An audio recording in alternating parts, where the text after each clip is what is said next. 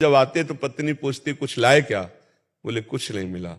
तो तुलसी दल जो भोग भी अर्पित करती वही 3-4 हिस्सों में करके जब कई दिन हो गए तो उन्होंने कहा कि हम तो जी सकती हैं, आप जी सकते हैं, लेकिन ये बच्चे नहीं जी सकते। कैसे?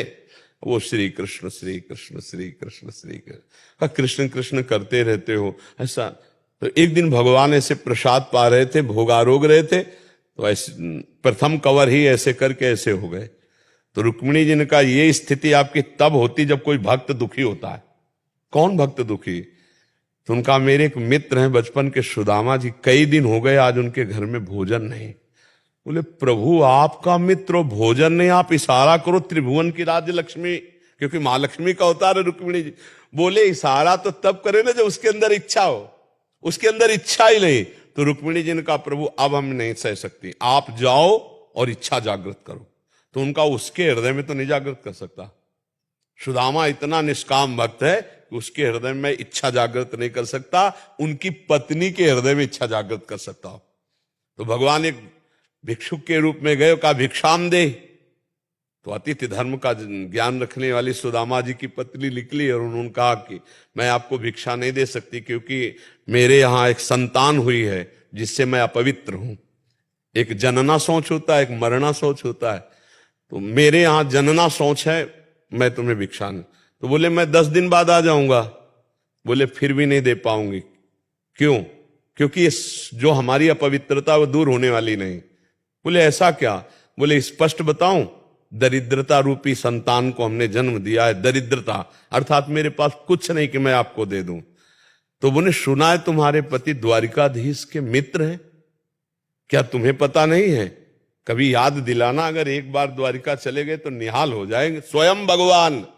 और भगवान जब उनकी पत्नी आई तो उन्होंने कहा सुना है आपके मित्र श्री कृष्ण द्वारिकाधीश है। बोले हाँ। तो बोले आप जाओ ना, अगर वो आपकी ऐसी दशा देखेंगे ना तो कुछ ना कुछ तो व्यवस्था कर। बोले कभी नहीं जाऊंगा, व्यवस्था के लिए मैं कभी नहीं जा सकता। तो उनका मिलने तो जा सकते हो? बोले हम मिलने जा सकते हैं, पर समस्या है अपने मित्र से मिले या गुरु से मिले जाके या अपनी कन्या के यहां जाए तो कुछ ना कुछ होना चाहिए। तो हमारे दोस्त के लिए कुछ। तो वहां क्या था, एक पड़ोसन के आ गई तो उसने चावल के पछोरने वाले जो आगे तंदुल होते टूटे हुए, हाँ वो दिए। तो वो भी फटे कपड़े में लेकर के भगवान के लिए भेंट। और द्वारिका, और हालत ये थी कि बिवाई पैरों में फटी हुई, फटा कपड़ा, और मित्र कौन है? द्वारिकाधीश। आप देख लो जरा कैसी धर्म की परीक्षा होती है। भगवान के कान में जे ही पड़ा कि सुदामा जी मिलने आए तो ऐसे भागे कि पूछो मत।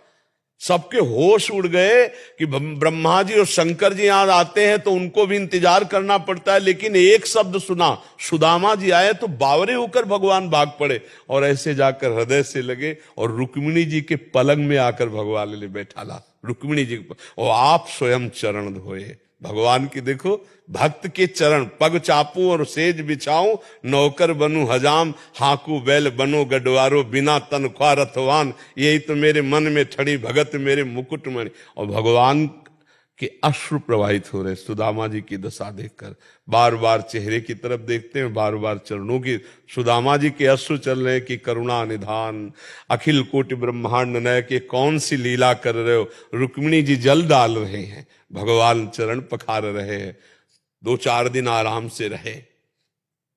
सुदामा जी ने कहा प्रभु चले? बोले हाँ। सुदामा जी मन ही मन हंस रहे कि कह रहे थी चले जाओ, कुछ व्यवस्था कर देंगे। हमारे श्री कृष्ण इतने निरपेक्ष है कि जानते इस दरिद्र ब्राह्मण को कुछ दे देंगे तो मेरा भजन भूल जाएगा, इसलिए कितने कृपालु है। अच्छा प्रभु, तो बोले जो एक कपड़े नए वाले हैं ना, इनको रख दो, नहीं रास्ते में कोई चोर परेशान करेगा, अपने पुराने पहन लो। सुदामा जी ने पहन लिया कि बहुत कृपालु, उनको कोई निरपेक्ष है वो। भगवान ऐसे चल रहे लीला में, कहा इधर से चले जाना। सुदामा जी को लगा था कि 2-4 असरफियां होंगी तो 2-4-10 दिन के लिए अन्न आदि, इधर से चले जाना, जाके आप इधर से मुड़ जाना तो जल्दी पहुंच जाएंगे। बोले प्रभु आपकी कृपा, बिल्कुल सहज में पहुंच जाएंगे। मतलब कुछ नहीं दिया, कुछ नहीं। भगवान ने सुदामा जी को तंदुल निकाल नहीं रहे थे, जबरदस्ती छील कर पाए और सुदामा जी को कुछ नहीं दिया प्रगट में। सुदामा जी बहुत प्रसन्न हो रहे कि मेरे श्री कृष्ण परम कृपालु हैं, क्योंकि उन्होंने माया या कोई भोग इसलिए नहीं दिया कि हमारा चित्त प्रभु के सिवा और कहीं न जाए। ऐसे मगन होते वहां पहुंचे तो दृष्टि गई कि हमारा नगर तो इसी क्षेत्र में था, ये तो पूरी द्वारिकापुरी है। पूछा लोगों से तो बोले यहाँ एक हमारे सुदामा जी थे, उन्हीं की सुदामापुरी है।